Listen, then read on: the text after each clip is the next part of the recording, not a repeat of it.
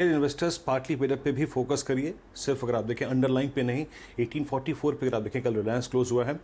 ये राजेश की राय थी, लेकिन कल की वो महत्वपूर्ण 93 मिनट की स्पीच जिसमें रिलायंस एजीएम में हर मुद्दे पे बात हुई, चाहे वो रिटेल ऑपरेशंस को लेकर हो, चाहे वो गूगल की नई हिस्सेदारी को लेकर हो, इन तमाम डेवलपमेंट्स पे और अपडेट्स पे ब्रोकरेज हाउसेस का क्या व्यू है, आइए उनको समझते हैं और उनके price targets, fresh targets Reliance पे क्या निकल के आ रहे हैं। आशीष हमारे साथ हैं। आशीष, मॉर्निंग। आशीष, इस इवेंट को कैसे रीड किया ब्रोकरेजेस ने और नए फ्रेश टारगेट्स क्या हैं और क्या क्रिटिकल फैक्टर्स थे इन रिपोर्ट्स में? जी हाँ, तो रिलायंस की जो एजीएम हुई थी उसमें तमाम ब्रोकरेज की रिपोर्ट्स आ चुकी हैं। सबसे पहले मॉर्गन स्टैनली के साथ शुरुआत कर रहा हूं। इनका कहना है कि रिलायंस का स्टॉक अपने बेस केस वैल्यूएशंस के आसपास आपको कामकाज करता हुआ नजर आएगा और ये कह रहे हैं कि FY20 से 23 अगले 3 साल 23% की अर्निंग CAGR रिलायंस डिलीवर करता हुआ आपको नजर आएगा। Bank of America Merrill Lynch की सिक्योरिटीज, इनका कहना है 1940 का प्राइस लक्ष्य होगा इस स्टॉक का, जो इनके हिसाब से सम ऑफ द पार्ट वैल्यूएशंस निकल के आते हैं।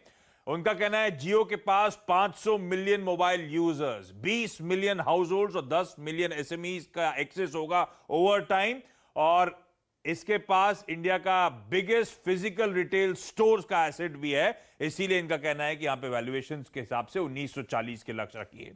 कोटक खरीदारी करने का कॉल मेंटेन कर रहे हैं। पहले 1750 के लक्ष्य की बात कर रहे थे, अब बढ़ाकर 2150 रुपए लक्ष्य कर दिया है और उनका कहना है जो डिजिटल कॉमर्स कारोबार में फोरे कर रहा है रिलायंस, वो सबसे बड़ा नेक्स्ट बिग ट्रिगर होगा इस कंपनी के लिहाज से। रिलायंस रिटेल, उनका कहना है डबल करता हुआ रेवेन्यूज नजर आएगा अगले 4 सालों में। $26 बिलियन के आसपास वो रेवेन्यूज वो पहुंचता हुआ नजर आएगा उसके कोर सेगमेंट्स के चलते।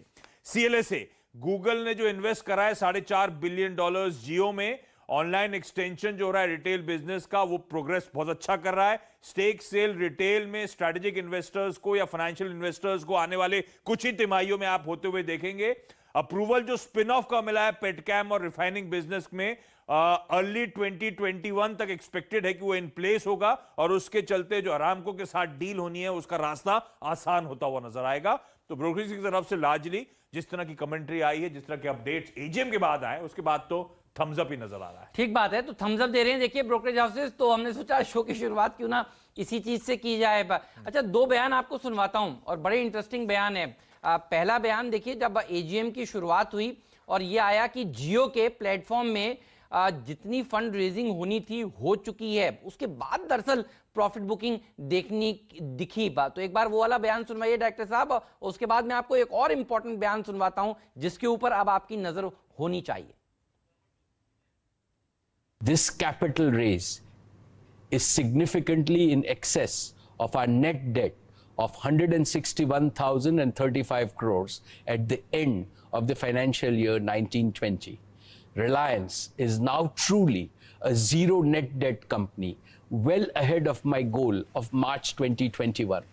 We now have an extremely strong balance sheet that will support all our hyper growth plans for our 3 businesses, Jio, Retail and O2C.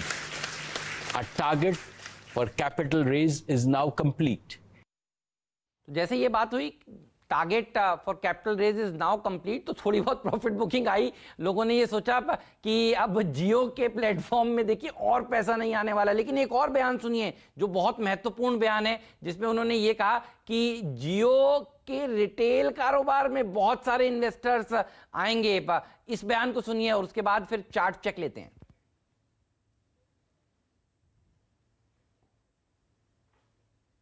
Dear shareholders, today the world recognizes our hyper growth, inclusive retail and new commerce model. We have received strong interest from strategic and financial investors to invest in Reliance Retail. We will induct global partners and investors in Reliance Retail in the next few quarters. I will keep you informed about the progress of Reliance Retail, which is at the doorsteps of continued exponential growth. तो Reliance retail में investors ने इच्छा जताई है। और याद करिए पिछली एजीएम में इसी तरह का बयान उन्होंने जियो के प्लेटफॉर्म के लिए दिया था। और उसके बाद जियो में क्या लाइन लगी थी देखिए इन्वेस्टर्स की। तो अब आपकी नज़र अब रिलायंस के रिटेल वाले सेगमेंट पर ज़रूर होनी चाहिए। बहरहाल ये तो रिलायंस की बात हुई, एजीएम के कुछ इंपॉर्टेंट पॉइंट्स हमने आपको दिखाए, लेकिन रिलायंस के चार्ट चेक ले लेते हैं। राजेश सतपुते जी बताइए इंपॉर्टेंट लेवल्स रिलायंस के लिए आज, उसके बाद में आता हूं आपकी स्ट्रैटेजी और आपके स्टॉक ऑफ द डे पर भी। लेकिन सबसे पहले रिलायंस की बात बताइए, रिलायंस के लिए क्या व्यू आपका? Good morning Hemant, good morning Viren and good morning everyone. देखिए हेमंत, रिलायंस ने अपना जो एक टारगेट हम लेके चल रहे थे कि 2000 का, वो हिट करने के बाद यहाँ पे ऑलमोस्ट हिट करने के बाद यहाँ पे मुझे लगता है थोड़ा रेस्ट लेगा। लेकिन रेस्ट लेने का मतलब ये नहीं होगा कि यहाँ पे बहुत ज्यादा बिकवाली। यहाँ पे जो सपोर्ट बन रहा है दैट्स अ 20 डे में सपोर्ट, और वो है करीबन 1770 पे। तो 1800 पे पुट राइटर खड़े हैं। माय पॉइंट इज 1770 1800 ये वो एरिया है जहाँ पे आपको लॉन्ग बिल्ड करना है। हिम्मत मेरे हिसाब से हम जैसे पहले एक 2000 का टारगेट लेके काम कर रहे थे, उस तरह से अभी 2000 के बाद ये 2500 की तरफ भागेगा। 2450 ये टेक्निकली मुझे प्रोजेक्टेड टारगेट दिखता है। तो बायस पॉजिटिव रखें, बाय ऑन डिप स्ट्रेटेजी करें, और जैसे मैंने कहा 1800 ये इसका फिलहाल सपोर्ट होगा, और जो कॉल राइटर खड़े हैं वो 1900 पर खड़े हैं। तो प्रोबेबली 1800 और 1900 पे कंसोलिडेट करेगा। ओके, आपका टॉप कन्विक्शन कॉल क्या रहेगा राजेश आज का? वीरेंद्र, मेरा टॉप कन्विक्शन कॉल है टोरेंट फार्मा। जो सेक्टर हम फोकस कर रहे हैं, जैसे कि इंफोसिस की बात की या आईटी की, मुझे लगता है आईटी के बाद कोई नेक्स्ट सेक्टर रहेगा वो फार्मा रहेगा, जो बाजार को सपोर्ट करने का काम करेगा। तो उसमें से मेरा टॉप पिक रहेगा टोरेंट फार्मा। देखिए टेक्निकली उसने कल नहीं परसों बुलिश एनगल्फिंग किया था, कल दिन एक सबड्यूड था, रेस्ट का दिन था। मुझे लगता है आज ये जो रैली है, शॉर्ट कवरिंग जो है वो कंटिन्यू होगी।